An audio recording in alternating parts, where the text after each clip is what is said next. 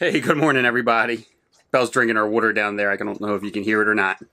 I woke up kind of late. I didn't set an alarm. I'm not really in a huge rush. I got 4 days to do it. I got actually plenty of time, and I thought I would just record a little bit each day. I don't know how this is going to go. I'm figuring I'm going to move slower without Sabrina. There are things that Sabrina does to set up the RV to get ready to move. There's things that I do to set up the RV to get ready to move, and then we double check each other. So now I'm doing both, plus the double check. Also, while driving, Sabrina usually handles the GPS and figures out where to stop for the night. She double checks the lanes for me as I'm driving, if she's not sleeping, that is. Don't tell her I said that. So I believe I'll just, in general, move a lot slower without her. But we'll see. We'll see. I'm about to pack up here at the Winnebago Visitor Center, drive down the street and dump the tanks. And I thought I would maybe also show some of the things that we do to pack up the RV. I know we have a lot of viewers that are new to RVing and they have lots of questions about RVing. So I thought maybe just here and there, I'll throw in a tip or something like that along the way. All right, so the first tip is when we bring our slides in and out, we have a little control panel here. As that slide comes in, when it reaches its full amount, don't let go of the button. Hold on to that button for about 3 to 4 seconds longer. And what that will do, it's got 2 individual motors. It'll make sure that both those motors have pulled tight. That time it didn't do it, but a lot of times after it comes in all the way and we hold it for those 4 seconds, you'll hear an additional sound. And it's just the other motor just caught up just a little bit and made a nice tight seal. We've seen in forums and things like that where people talked about their slides like working themselves out sometimes while traveling, and I think the cause is that they're not holding it for that additional 4 seconds or 3 seconds after they bring their slide all the way in. So that's just something that we do every time we bring a slide in.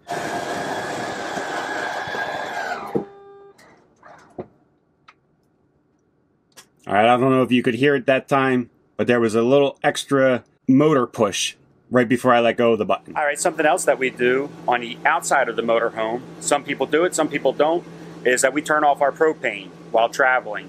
And the reason we do this, if a rock would shoot up off of one of the tires, hit one of our propane lines and spark, with the propane on, the flame would have an unlimited source of fuel. By turning off the propane at the tank itself, if a rock would hit a line, there would be some propane in that line. It would not continue to fuel that flame and cause way more damage. It's just the way that we feel. We turn it off, and we get asked a lot of times, well, what about your refrigerator? How do you keep your stuff cold in the refrigerator?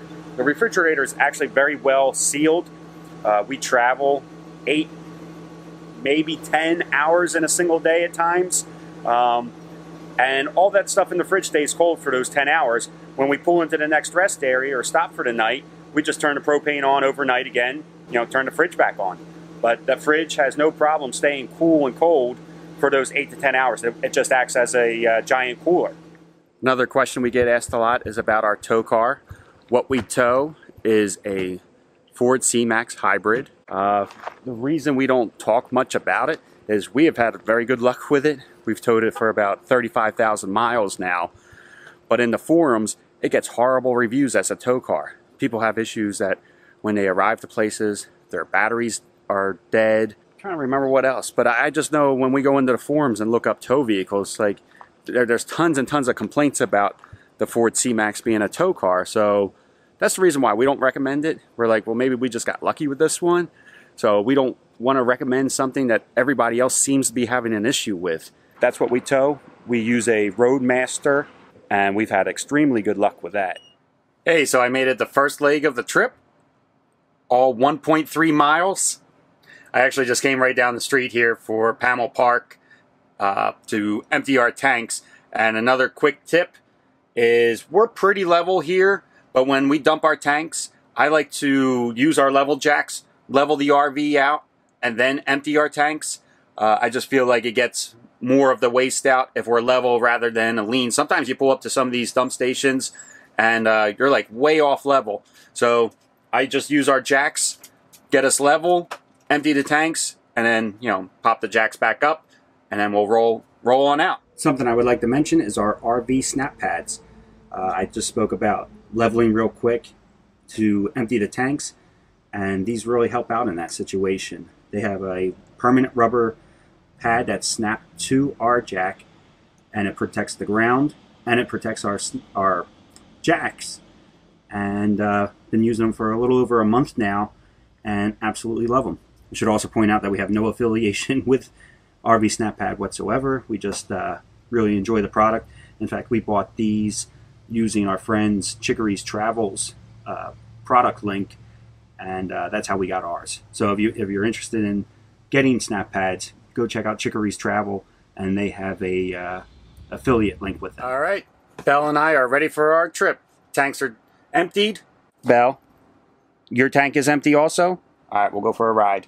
GPS is programmed. It's actually further than I thought. It's just shy of 1,300 miles. Should be a good trip. I think it'll be a good time. We got some great weather. Hopefully that continues. All right, everybody. Wish us luck, and we will catch you later.